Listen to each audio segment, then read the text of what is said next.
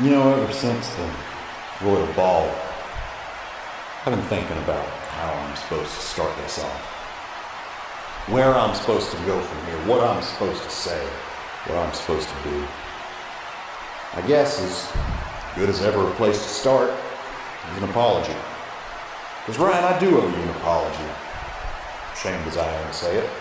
See, because when I first started all this, I thought I was some grand hero coming in. Right the wrongs that have been brought against me.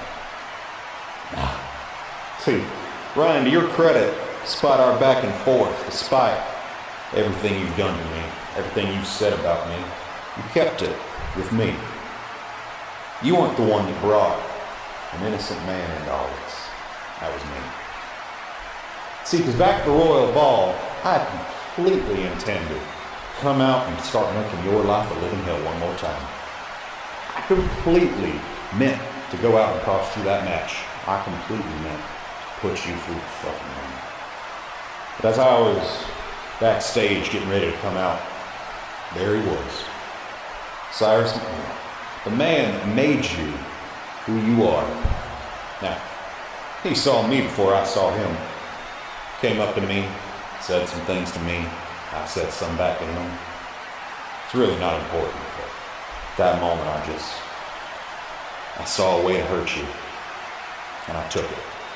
And I dragged his old ass out onto the stage in front of God and everybody watching. And I beat his ass. I assaulted him. I put him in a hospital bed because I knew it would hurt you.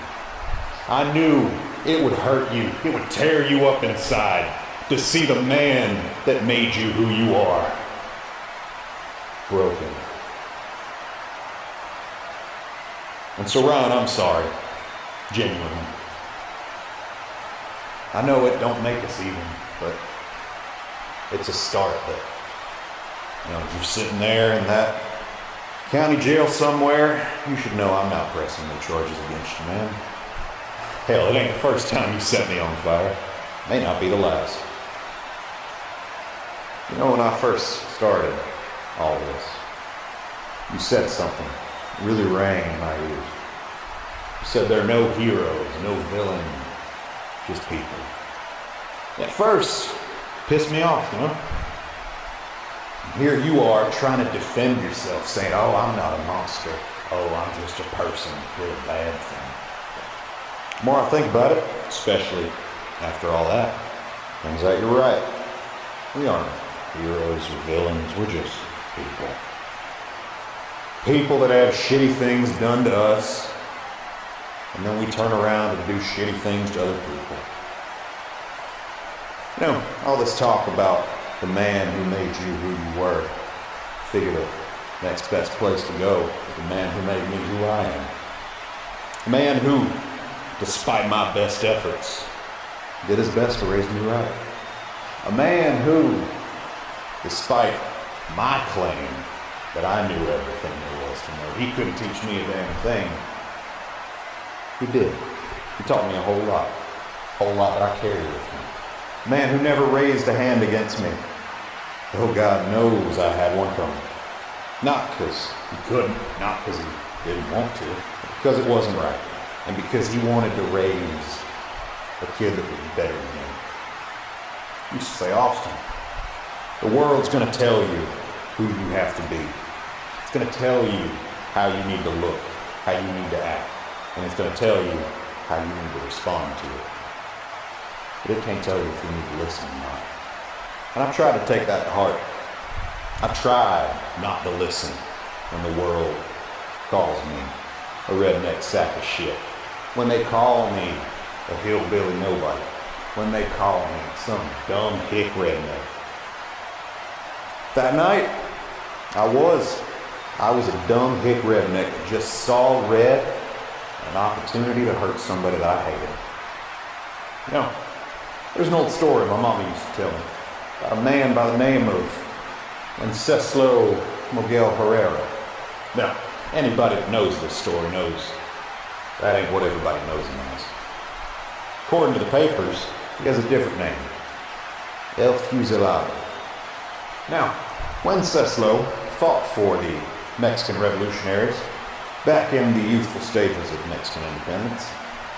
Like all wars, there were no good guys, no bad guys, just men that wanted power, innocent people caught in the crossfire.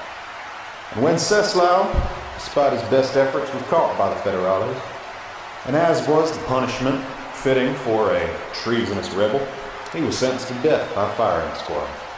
10 shots to the chest and 1 to the head to finish him off. They bound his arms with wire, strung him up in the middle of nowhere, and peppered him full of holes, turned him into a fine Swiss cheese. Funny thing about that, though, is apparently they didn't do a good enough job, because he lived a long and fruitful life after that. I'm not making that up. And so he became this moniker that was bestowed upon him, El Fusilado, the man who was shot. Now, I say this not because I see myself as some revolutionary, not because I thought I walked into a firing squad, nothing like that, but the fact of the matter is, much like our hero himself, Wenceslao, I stared death in the face, and I didn't blink. Now Ryan, outside this hero-villain jargon, let's make one thing clear right now. You're not a monster. You're not a hero that's come to slay you. We're just people that did shitty things and had shitty things done to them. So believe me when I tell you, person to person, man to man, I ain't done with you yet.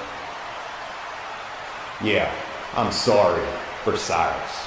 I'm sorry that I brought him into this. I'm sorry that I put him in a hospital bed. But you took 3 of my best years away from me. You turned me into this. And if you think I'm gonna lie on my back and pretend that the last 6 years didn't happen, boy, you got another thing coming. So Ryan, I want you in the ring one more time. And I ain't coming into this thing as a hero. I'm coming into it as a man that is gonna try his damnedest to put you down. And Ryan, if I get the same chance that you got way back when, I'm taking it.